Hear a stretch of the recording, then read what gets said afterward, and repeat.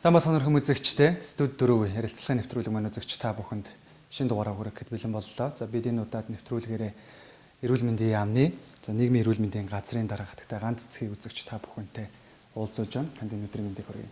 За сайн байна. Танд мэндийг хүргэе.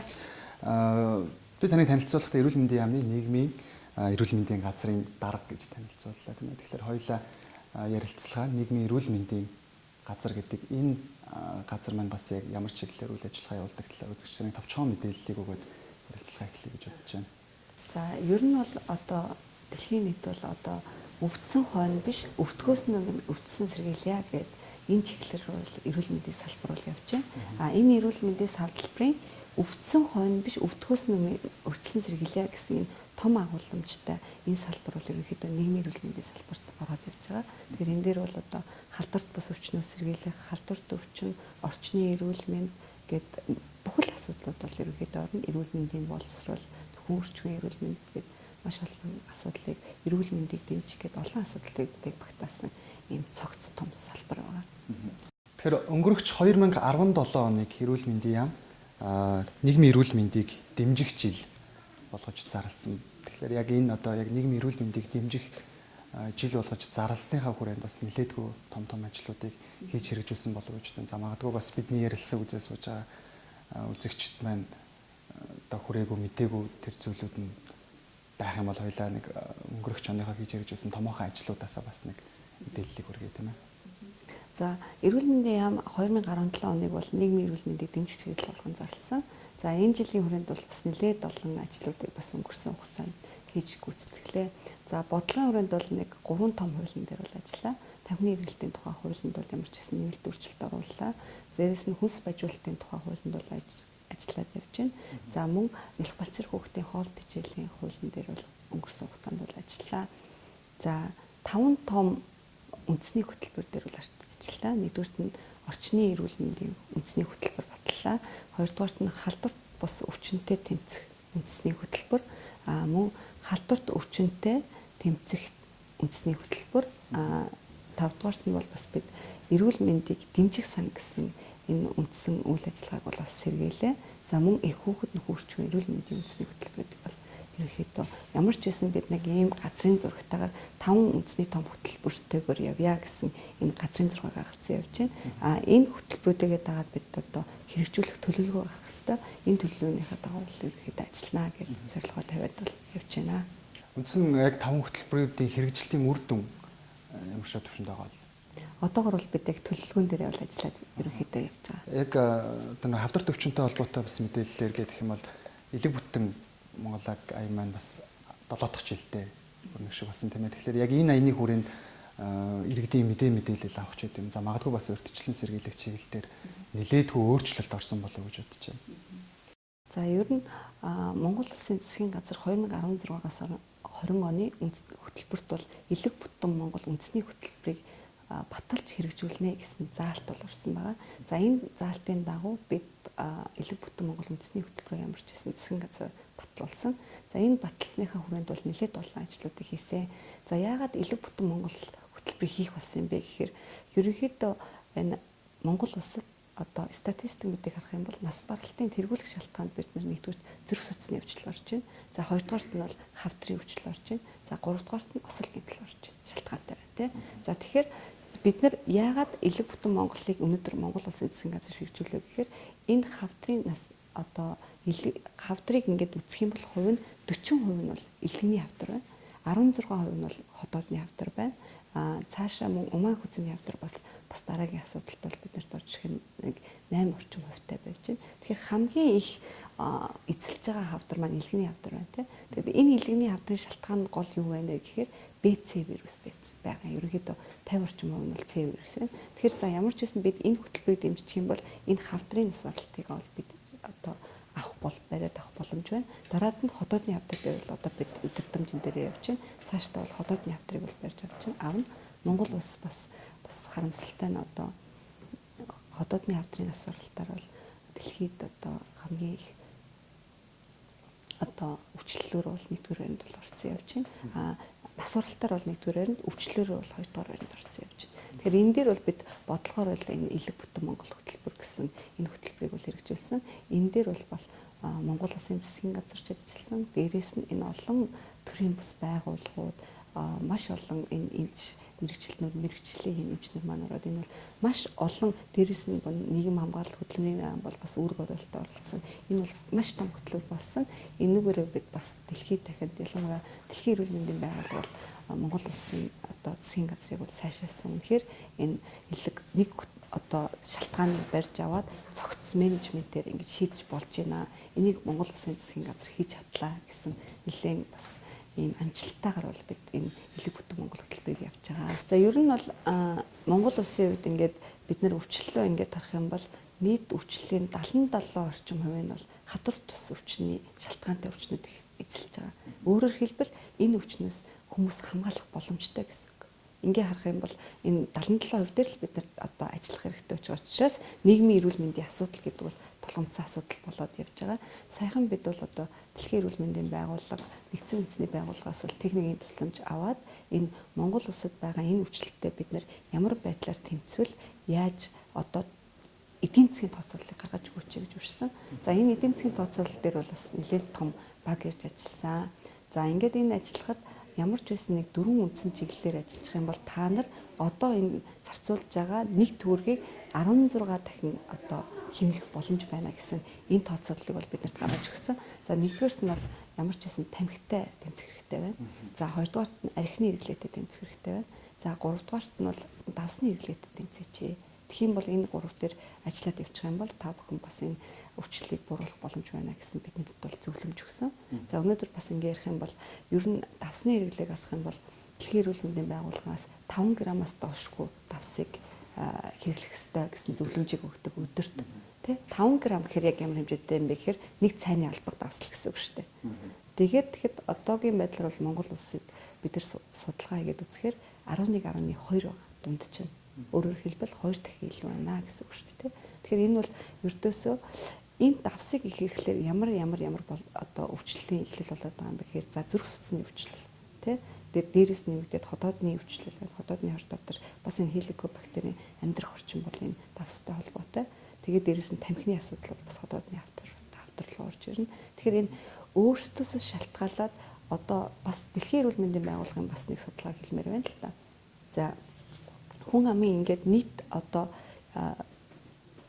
эрүүл мэндийн үзүүлэлтийг нэг 100% гээд үзэх юм бол 55-аас 70% нь хүмүүнээс өөрөөс нь шалтгаалж байгаа. Тэгэхэд дөнгөж 10-аас 15% нь эрүүл мэндийн байгууллагаас шалтгаалж байгаа байхгүй. Нэгэнт өвдсөн байхад бол эрүүл мэндийн байгууллага ямар ч гэсэн эмчилэг үйл ажиллагаа явуулах боловч энэ 50-аас 75% нь хүн одоо өөрийгөө хамгаалчих боломжтой. Энэ дээр зөвхөн л 4 зүйл байгаа. За нэгдүгээрт нь ямар ч байсан энэ эрүүл зохистой хооллолт гэдэг юм яригдана. Хоёрдугаарт нь бол энэ хорт зуршлын одоо өөрчлөлт гэсэн юм яригдана.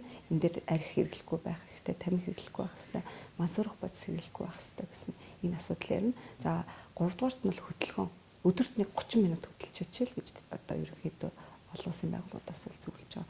Энэ нь бол алхаж болно, йога хийж болно, бүжгэлж болно те яг өөрсдөө боломжтой юмудаа л хэрэгжилж штэ. Стресс менежмент гэсэн асуудлыг бол ярьж болно. Энэ дээр бол үнэхээр бас сэтгцийн асуудал бол өнөөдөр Монгол улсад бол үнэхээр тулгамдсан асуудал болоод байгаа.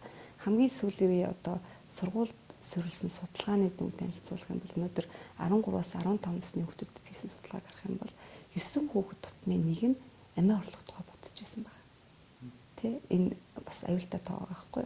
Тэгэхээр өнөөдөр бид нар одоо нийт хүн амынхаа энэ насны ангиллыг харахаар бид нар чинь 0-оос 19 насныхан чинь 30% эзэлж байгаа байхгүй. Монгол улс чинь залуу хүн амтай улс орн. Тэгэхээр энэ өсвөр үеийн эрүүл мэнд гэдэгт бол бид бас зайлшгүй анхаарах бол шаардлага байна. Тэгэхээр энэ дөрвөн асуудлыг л цэцэлцгээд болж байна тийм. Нэгдүгээрт нь эрүүл зохистой хооллолт, хоёрдугаарт нь ямар ч гэсэн арх тамхины хэрэглээ, гуравдугаарт нь бид нэр тасгал хөдөлгөөн нэг өдөрт 30 минут хөдөлчих, дөрөвдүгээрт нь одоо энэ стрессийн асуудлыг зохицуулчих боломж байгаа. Тэгээ энэ бол ердөөсөө л энэ хүмүүст байж байгаа боломж ядаж өглөөнийхөө одоо бас ингээд ходоодны хавдрын бас ингээд шалтгаануудыг хараад яг ингээд судалгаануудыг бас хараад тахаар өглөө цайгаа уудгүй хүмүүст бас ходоодны өвчлөл бас ихсэх боломж байгаа. Өглөө ямар ч байсан нэг өглөө босоод нэг өндөг ч юм уу те нэг өглөөний цайгаа уугаад ялангуяа оюутнууд маань өглөөний цайгаа уудаггүй те энэ болгон дээр нэг жижигхэн асуудлуудыг шийдчихэхэд бол боломж байгаад байгаа харагдаад байгаа. Сая ингээд судалгаа харахад бол бид 4 хүн тутмын нэг нь бол одоо ямар ч хэлсэн дасгал хөдөлгөөний дутагдaltaй явж байна. За 2 хүн тутмын нэг нь бол илүүдэлжинтэй явж байна. Өөрөөр хэлбэл одоо цохисгүй хооллолт хэрэгжилж байна гэсэн үг харагдаж байна. За дээрэс нь одоо энэ хооллолтыг ингээ харахаар одоо өдөрт хэрэглэх ногоо жимсний хэрэгцээ бол хангалтгүй байна. Нийт хүн амын 95% орчим хувь нь бол хангалттай жимс ногоог хэрэглэж чадахгүй байна гэж судалгаа гарсан байгаа. Дэлхийн эрүүл мэндийн байгууллагаас бол өдөрт 5-1 жимс ногоог хэрэглэх ёстой гэсэн залбирдаг боловч Монгол орны хувьд бол бид хэрэглэж чадахгүй байна. Тэгэхээр энэ дээр бол бас анхаарал хандуулад явчих бол боломж байгаа. Ямар ч гэсэн бодлогын хувьд бол бид нар явж байна. Гэхдээ ялангуяа хэлэл мэдээллийн байгууллагууд та бүхэнтэй дээрэс нь одоо энэ бас эрүүл мэндийн боловсрол гэдэг асуудал яригдана. Эрүүл мэндийн боловсролыг бол ерөнхийдөө 2 янзаар болгож байгаа. Албан болон алтан бус боловсрол тийм. За албан гэдэг нь яг ерөнхий боловсролын сургуульд албан ёсоор хичээл болоод байна. За хоёрдугаарт нь албан бус гэх юм бол одоо та бүхэнд өнөөдөр хийж байгаа энэ ярилцлага тийм хэлэл мэдээллийн байгууллагатай ажиллаж байгаа ажил өөр бас төрийн бас байгууллагуудтай ажиллаж байгаа зэрэг олон ажлуудыг бол орно. За Монгол Улсын засгийн газар бол ялангуяа эрүүл мэндийн яам бол өнөөдөр өсвөр үеийн эрүүл мэнд рүү нэлээд анхаарал хандуулж ажиллаж байгаа. Эрүүл мэндийн яам нийгмийн эрүүл мэндийн газар өсвөр үеийн мэрэгчлэлтэн гэсэн нэг ямар ч гэсэн орон тооны мэрэгчлэлтэнтэй болсон энэ чиглэл рүү нэлээд олон ажлуудыг хийгээд явж байна. Жишээлбэл одоо 2017 онд бол одоо саран гэрэл сайд манай салбарт ирсэн байгаа тийм. Боловсролын сайд цогцлмаа сайд болсон. Энэ хоёр сайд маань ямар ч байсан одоо эрүүл мэндийн хичээл гэдэг юм бол байх ёстой байна. Ерөнхий боловсролын сургуульд бол орох нь зүй ёсны хэрэг юм байна. Энэ бол засгийн газрын мөрөг төлбөрт орсон заалт байсан боловч тодорхой хугацаанд шалтгаантайгаар бас хойшлоод явж байсан. Энэ асуудал дээр бол ямар ч байсан санал нэгдсэн. Тэгэхээр 2018 онд бол ямар ч байсан эрүүл мэндийн хичээл бол ерөнхий боловсролын сургуульд орноо. Энэ дээр 2 яам бол санал нэгдсэн. Энэ бол маш том үзүүлэлт гэж би харж байгаа. Одоо ингээ харах юм бол төхөөрчмөн эрүүл мэндийн асуудал бол үнэхээр хүнд асуудал болсон. Өнөөдөр бэлгийн замаар дамжих халдвар бол энэ халдвар төвчний одоо тэргүүлэх байранд орсон. Дээрээс нь энэ өвчлөлийн бэлгийн замаар дамжих халдварыг насныхын ангиллыг харахад 15-аас 24 насныхаа 42% эзэлж байгаа. За хүсээгүй жирэмслэлт маш их байна. Энэ одоо аборшн буюу одоо үр хөндүүлэх асуудал бол 20-с доош насныханд бол бас 5.6% байна. Тэгэхээр энэ бол яа харахгүй төхөөрчмөн эрүүл мэнд бол асуудал болоод байна. Өнөөдөр төхөөрчмөн залуучууд маань хаанаас мэдээлэл авах вэ гэдэг энэ хаанаас мэдээлэл авдаг вэ гэдэг дээр судалгаа харахад хөвчлэн найзуудаасаа байд юм байна. Хаанаас мэдээлэл авахаа мэдгүй 67% байж байгаа байхгүй. Тэгэхээр энэ 67% чинь өнөөдөр бид нар бас эцэг хариуцлага гэдэг асуудал яригдана тий. Өнөөдөр та үр хөвгттэй байсан байж байгаа бол ямар ч гэсэн миний хүүхэд хаана юу игээд явж байна вэ? Хинтээ найзалж байна, юу хэрэглээд явж байна гэдэг дээр бас л анхаарал хандуулах шаардлага бол байгаа юм. Тэгэхгүй өнөөдөр энэ хүүхдүүд маань өсвөр үеийнхэн маань яг ингээл найзуудаасаа мэдээлэл аваад ээж аавнаас анхаарал тавьж чадахгүй байна. Сургууль дээр нь эрүүл мэндийн хичээлгээ тусдаа хичээл алга. Яг одоогийн байдлаар бол тийм байгаа байхгүй. Тэгэхээр энэ бол бас үнэхээр асуудал байна гэж ямар ч байсан бид бол эрүүл мэндийн босрол чиглэл рүү бол нэлээд олон ажлуудыг хийгээд явж байна. Жишээлбэл улс даяар бол ямар ч байсан 27 хүн орчмын кабинетыг бол байгуулсан. Энэ кабинет дээр очиод өнөөдөр одоо залуучууд маань одоо зөвлөгөө авах боломжтой тий. Яг энэ хөрчмөн чиглэлээр байж болно. Өнөөдөр эцэг эхтэйгээ ярьж чаддгүй бол тэр газрууд дээр очиод ажиллах боломжтой. За 1078 одоо үеийнхний сурагч багшийг бол бэлдсэн байна. Яг одоо жишээлбэл багш нь ярихаар болохгүй байна л да. Одоо бас нэг асуудал байна тий. Тэгэхээр үеийнхнийх нь очиод яг найзынхаа хэллэгээр яриад гоё өртөөжлсөн сургалт хийвэл бас болоод байгаа байхгүй юу? Ямар ч гэсэн боловсролын яам бол одоо манай одоо яамыг ахлаад ямар ч гэсэн алтан боловсролыг ерөнхий боловсролын сургуульд хичээл болгож эрүүл мэндийн хичээл болгоод орох асуудлыг бол ингээд шийдээд явж байна. Манайх бол ямар ч байсан за боловсролын яам эрүүл мэндийн хичээлийг оруулах гээд хүлээлгүйгээр бол нэлээд ажлуудыг бол хийгээ явж байгаа. Жишээлбэл энэ жилийн тухайд бол бид ямар ч байсан мэрэгжил сургалт үйлдвэрлэлийн төв гэж байдаг юм байна. Энэ бол 50 улс дээр бол 50 сургалтын төв байт юм байна. Энэ 50 сургалтын төвд энэ нөгөө 1078 сурагчтайгаа нийлээд ямар ч байсан нэг удаа төхөөрчмөн хичээлийг бол урьдчилаа. Өнөөдөр яаж бэлгийн замаар дамжих халдвараас сэргийлэх, гэр бүл төлөвлөлт хизээж ирсэн болох юм те. Энэ асуудлаар бол ямар ч байсан болчихлоо.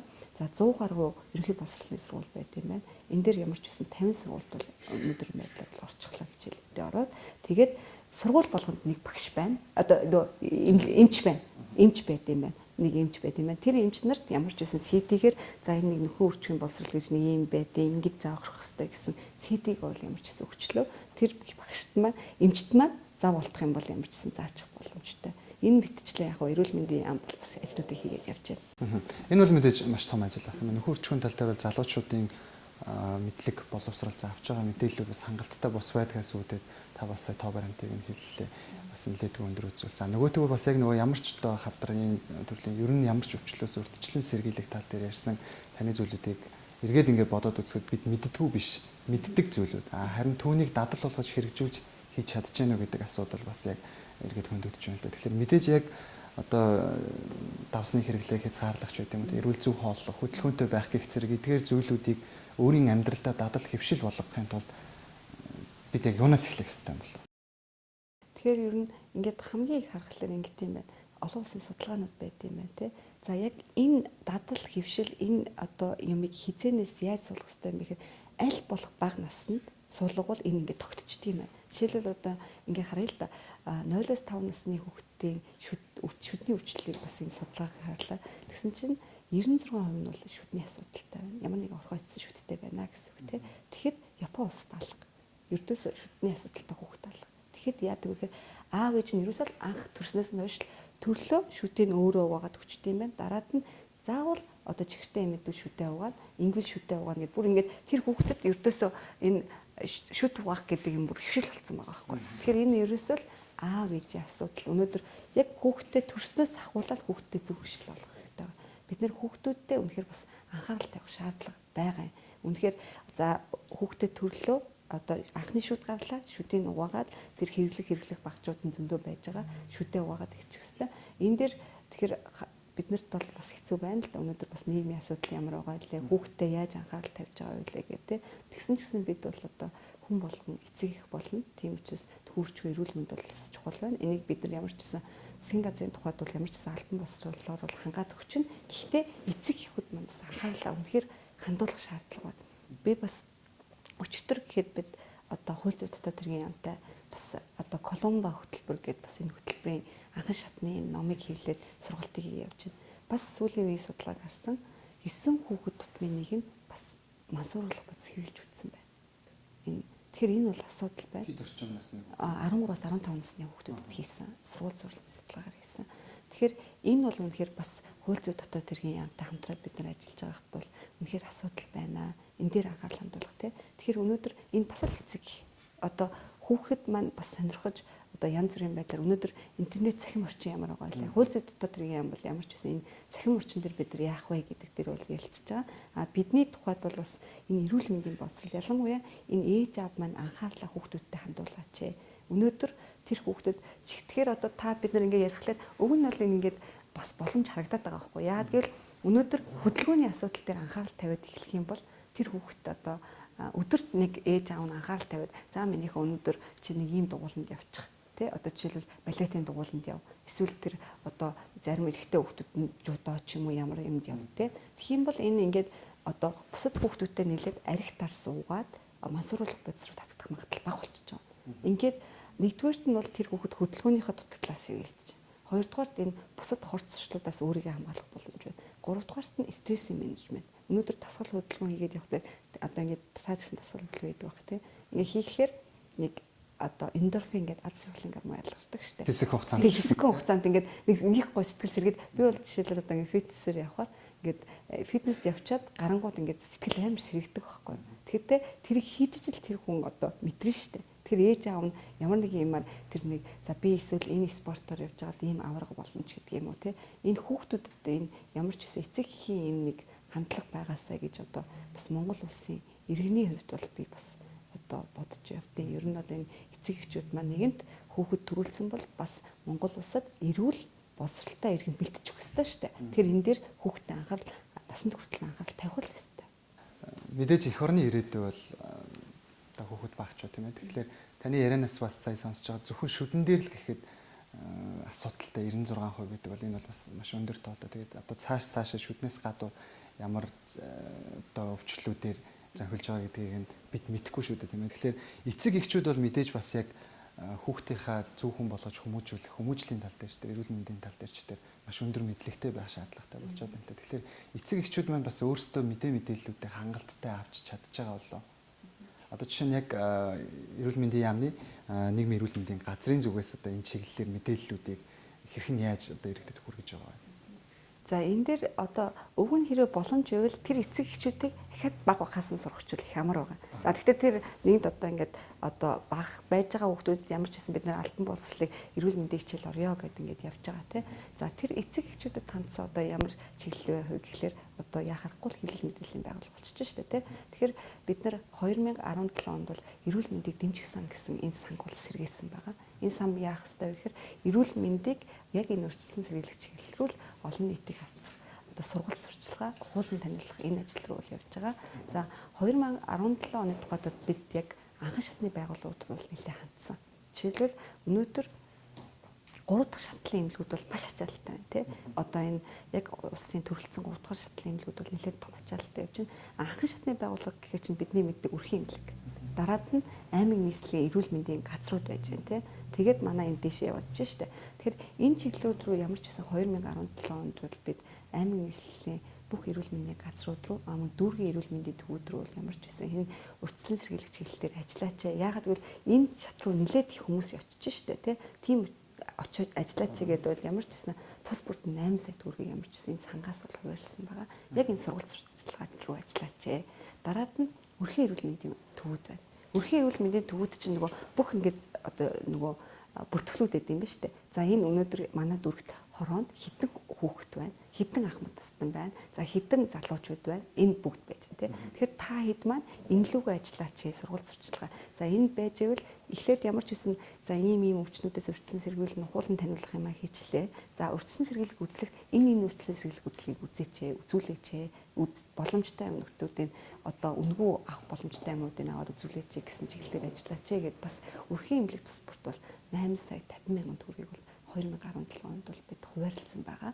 За дараад нь мөн ямар ч байсан үндэсний одоо үндэсний хэмжээнд гардаг олон нэг 2 3 телевизүүдтэй хамтраад ямар ч байсан эрүүл мэнд эрхэм баян гэсэн энэ нэг юм булан нэгэд хэдүүлээ ажиллая. Энэ дээр яг үзэгчд болоод ард түмэнд маань яг хэрэгтэй бас судалгаанууд дээр бид нар ажилласан л та. За яг хэдэн цагт ямар нэвтрүүлгийг хэдэн насны хүмүүс үздэг юм бэ? Яг тэр насанд нь зориулаад гарах үзэх хүмүүст нь зориулаад ямар ч байсан хэрэгтэй мэдээллүүдийн үгүй гэд ямар ч байсан 16 харьяа байгууллагатай манайх энэ харьяа байгууллагууд дээр 2 хүн ямар ч байсан гаргацсан. Энэ хүмүүс маань яг одоо жишээлбэл өнөөдөр тань дээр одоо жишээлбэл манайхтай хамтраад ажиллаж байлаа гэхэд одоо хүмүүсээс санал ирнэ те.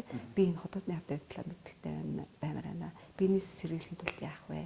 За зарим хүмүүс байж болно те. Би жирэмслэлтээс хамгаалмаар байна. Энэний тулд би яах ёстой гэвэл тэр чиглэлийн хамгийн мэрэгсэн эмчийг энэ нэвтрүүлэгт оруулна. Тэгээд энэ яг асуусан асуултын хариу болохгүйгээр энэ нэвтрүүлгүүдийг бэлдээд ямар ч гэсэн нэг ийм одоо цагтай болъё гэд ажиллаад явж байна. Энэ маань нэг 2 сарын 1-ээс эхлээд явчих واخ. Энийний бас үр дүнгууд харагдах болов уу гэж бодож байна. За дээрэс нь бид нар боломжийнхоо хүрээнд урьдчилан сэргийлэх үйлчлэгийг нэг 5 чиглэлээр хийж байгаа. Яг бүх 21 аймаг дээрэс нь нийслэлтэй хамтраад хийж байгаа. Энэ урьдчилан сэргийлэх үйлчлэгүүдээр бас бид нэлээ бүх олон улсын байгууллагуудын орж ирж байгаа санхүүжилт юу байна те энэ чиглэлийг бол зарцуулаад явж байна. Энэ чиглэлийн хувьд бас нэлээд бас өндөр үзүүлэлтүүд гарах болов уу гэж бид бол хүлээж байгаа. Энэ яг насварлалтын тэргүүлэх шалтгаанууд руугаа ороод бол явж байгаа. Дээрэс нь бид хоол тэжээлийн үндэсний судалгааг бол 5 дахь судалгаа хийгээд яг одоо энэ датанууд дээр бол ажиллаад явж байна. За ингээд бид нар бол одоо 1-2 сар гэтэл судалгааны үр дүн гарч байна. Тэгээд энэ үр дүн гарчих юм бол бид нар яг юун дээр анхаарахыг энэ чиглэл рүүгээ нэлээд бас төсөв санхүү хөрөнгө оруулалтаа бол хаяад явна гэсэн юм бодлоо. Хүн ам за эрүүл мэндэд илүүтэйгээр анхаардаг. За магадгүй бас өвчлөл бага байдаг улс орнуудтай ингээд харьцуулаад үзэхэд ер нь иргэд урьдчилан сэргийлэх үйлчлэгийг улиралдаач үт юм уу, сардаач үт юм уу, жилдээч үт юм уу ер нь ямар шүү байдлаар авах хэрэгтэй байдیں۔ За манай монголчуудын хувьд бас л их хойрог хүмүүс шүү дээ тийм. Одоо хизийн хойно өвдсөн хойно эмнэлэгт ханддаг ч байт юм уу. Урьдчилан сэргийлэх гэдэг тал дээр бол ер нь хичнээн хүний хичнээн нь яг өөрөө өөртөө анхаардаг бол гэдэг бол бас эргэлзээтэй асуудал болох байх л та. Тэгэхээр яг нэг тийм нарийн тоо байгаа бах тийм ээ. Сардаа нэг удаач байт юм уу. За ер нь урьдчилан сэргийлэх үзлэг гэдэг ямар ч гэсэн эрүүл мэндийн одоо сайдын бас тушаал бий. Тэдээс тэдэн насанд энэ урьдчилан сэргийлэх үзлэгт тэдэн жилд нэг удаа, нэг жилд хэд удаа гэсэн юм журам байгаа. Энэ журмыг бол би бас дараад нь танд өгчээ. Хэрвээ боломжтой бол татаад үзүүлчих боломжтой. За Монгол Улсын засгийн газрын тухайд бол одоогийн байдлаар бол бас бид нар энэ санхүүгийн бас нэлээд хэцүү програмд орсон явж байгаа учраас бол санхүүжилт асуудалтай байгаа. Гэхдээ ямар ч байсан бид нар боломжийнхаа хүрээнд урьдчилан сэргийлэх үзлэгүүдийг бол хийгээд явж байгаа. Бас 2017 оны тухайд бол бас нэлээд бас сайхан ажил хийсний нэг нь юу вэ гэхээр энэ зөвхөн урьдчилан сэргийлэх үзлэгт ямар ч байсан одоо ингэ та даатгалдаг тий би даатгалдаг. А энэ даатгалаас бид нэр хөвчлэн эмнэлэгт одоо өвдсөн үедээ хөвтөж имжлүүлдэг. За тэгэхээр одоо жишээл та эмнэлэгт хөвцсөн үү? Бараг л хөвтэйг байгаа тий. За би бас хөвтэйг ингээд ер нь хөвцсөн хүмүүс бас цөөхөн. Тэгэхээр энэ даатгалаа төлчөө даатгалаа ашиглаж чадахгүй байна. Энэ даатгалаас ямар ч байсан энэ жилийн тухайд 10.2 тэрбум төгрөгийг бол одоо урьдчилан сэргийлэх үзлэгт гэж тавьсан байгаа. Тэгээ энэ жилийн тухайд бол бид нар элэг бүтэн Монгол хэрэгжүүлж байгаа учраас элэг бүтэн Монгол хөтөлбөртлүүгээ нэлээ уйсан. Анхан шатны энэ тууз онцлуулаар БЦ вирус байна уу гэдгийг үздэг тууз онцлуур дээр бол бас нэлээд санхүүжилт нь явсан.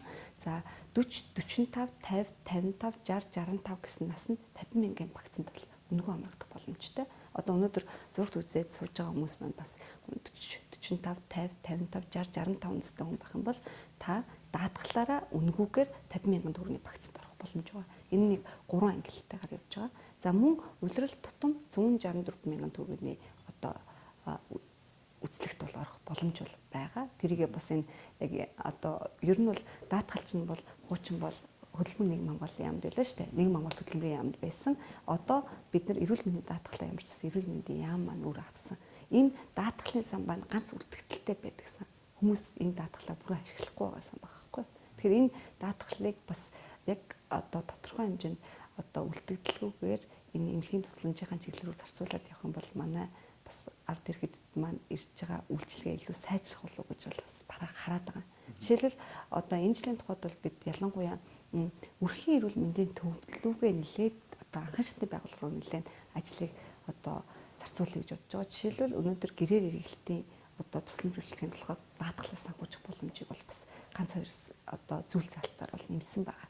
Тэгэхээр энэ дээр бол бас даатгалаа бас бид нар ч одоо жишээлбэл ингэдэм байл л да хүмүүс маань өнөөдөр шинжилгээ өөрийнхөө карманаас мөнгө гаргаад хөө нэг 50 мянган хувцас аваад өмсгөхээр хүмүүс 50 мянган хувцсыг илүүд үздэг юм байна. Өнөөдөр одоо хотоодны дуранд уг нь бол одоо яалтчгууд жилд нэг удаа орхол өстэй. Орхол өстэй гэхэд орж байгаа хүмүүс цөөхөн байгаа тий. Тэгэхээр одоо за хэрэг өвчтэй гэд үзүүлээд би хотоод завиртай байна. Өвчтэй байна гэх юм бол даатгалаас л мөнгө ороод үзүүлчих боломжтой улсын эмнэлгүүд дээр. Тэгэхэд очиод үзүүлэхээр нөгөө очр нэх хүлээлт ихтэй тэнгууд за болиг болчт юм байна. Тэгэхээр өнөөдөр бас хүмүүс сонголт байгаа юм л да. Өнөөдөр 50 мянган төгрөгөөр хувцас аваад өөртөө өмсөх үү? Эсвэл одоо найзуудтайгаа нийлээд архит дарс ч юм уу те ороод уух уу? Эсвэл 50 мянган төгрөгөөр би энэ нэг хотоодны дуранд ч юм уу те нэг шинжилгээнд орчих гэдэг энэ өөрт нь сонголт байгаа. Одоо жишээл хөгжингүй орнуудыг харахаар одоо иргэд маань өөртөө илүү их анхаарал тавьд юм байна. Өөртөө нөгөө мэдлэг одоо чадвар нь нэмэгдээд ирэхлээр ердөөсөө хайгаал за би энэ 35-40 настай би ямар өвчнөр өвдөх магадaltaй би энийг өгч игээд ердөөсөө эмчийн одоо санаачлахгүйгээр одоо очиод үзүүлж байгаа. Одоо бол бид бол яг ингээд одоо хөөгөөд явна. Яг өвдсөн хойно хүмүүс их очиод байгаа байхгүй. Гэтэ энэ дээр мэдээж иргэд бас чадхаараа одоо эргэлзэх хэрэгтэй. Бас эрүүл мэндийн яам Монгол Улсын засгийн газар ч гэсэн бид чадхаараа бол ямар ч хэсэг ажлуудыг бол хийгээд явж л байна.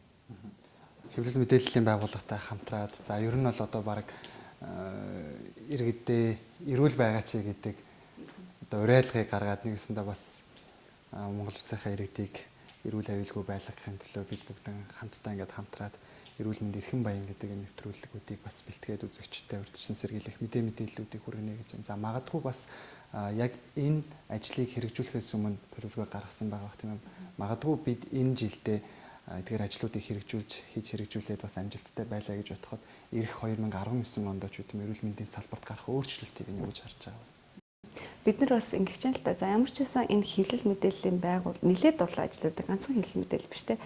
Нэлээд олон ажлуудыг бид нар төлөвлөсөн явж байна. Энэ төлөвлөсөн ажлуудаа ямар ч гэсэн хийснийхаа дараа судалгаа харъя. Одоо за энэ ажлыг хийхээс өмнө энэ хандлага ийм байсан байна. За энэний дараа ийм болсон байна гэдэг судалгаан дээр ажиллаад үнэхээр боломжтой аль ажил нь илүү үр дүнтэй юм бэ гэсэн энэ судалгаалал ямар ч гэсэн явъя гэж бодож байгаа. Их үзэгчтэй студи руу ярилцлагын нэвтрүүлэг энэ удаагийн дугаартаа эрүүл мэндийн яамны нийгмийн эрүүл мэндийн газрын дарга ганц цэцгийг урьж оролцуулж үзэгч та бүхэнд эрүүл мэндийн яамнаас хийж хэрэгжүүлж байгаа бол нийгмийн эрүүл мэндийн газрын хийж хэрэгжүүлсэн ажил за бас цаашид хийж хэрэгжүүлэх ажлын талаарх мэдээллийг хүргэлээ. Тэгээд бидний урилгыг хүлээн авч оролцсон танд маш их баярлалаа. За баярлалаа. Та бүхний ажилд амжилт хүсье.